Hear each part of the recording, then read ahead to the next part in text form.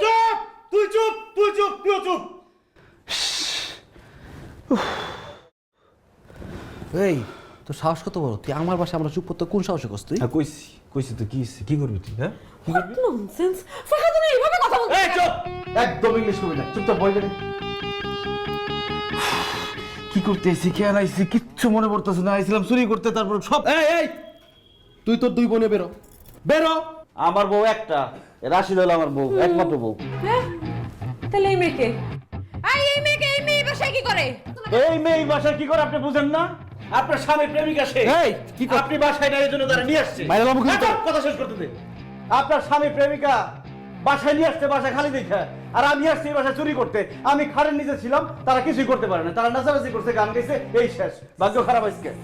বউ আয় আমরা দেখি। তুই বাসায় মেয়ে নিয়ে আসছিস? কই তুই বাসায় মেয়ে নিয়ে আসছিস? তুই বাসায় মেয়ে নিয়ে আসছিস?